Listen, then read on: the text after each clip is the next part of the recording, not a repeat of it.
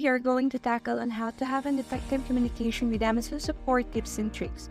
So first, to get started, let's go to your Amazon Seller Central, click Help, and then these are the issues to resolve that you could pick one, but we could also create our own message to the Amazon support. So I have here an example. So in creating your message with Amazon support, always start with a greeting, and then after that, for your message, always summarize your issue and be clear. So for example, I have here, we have an issue with our ASIN, and this is the error in our title name. This is the ASIN that I have issue with. So get the ASIN, input the ASIN in the message, and also I have input the error message that I am getting in the backend. So I have also input that here.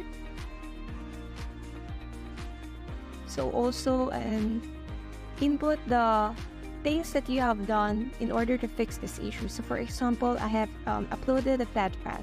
So get the batch ID and then also input that in the message. We have tried to fix this using the batch ID, but there is still an error. And input also what you wanted to happen to this ASIN. And for this one, I wanted the ASIN to be fixed to remove this error, and I also wanted to change it into the correct new title. So I have also input in the message to remove the error and please change the title into the correct one. So this one, I have also input that into the correct one. So to have an effective communication with Amazon support, I think the best thing that you could do is be clear, summarize your issue, provide the details. For example, give the ASIN and the error codes that you are getting in your backend, and always be professional and friendly in creating your message, or even if you are chatting with them or having a phone call. And then always follow up if there is no reply in your messages. So for this, we should continue. So my issue is not listed. So in this part, we could select the language and then input the subject.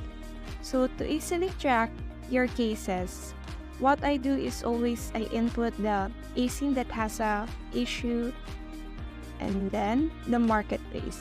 And then we could pick if it's email, if it's phone, or it's chat. So for this one, I will pick email, and then always check this issue is urgent and requires immediate attention. So I will also add attachments. We could print screen this so the Amazon support could really see how it looks like in our backend.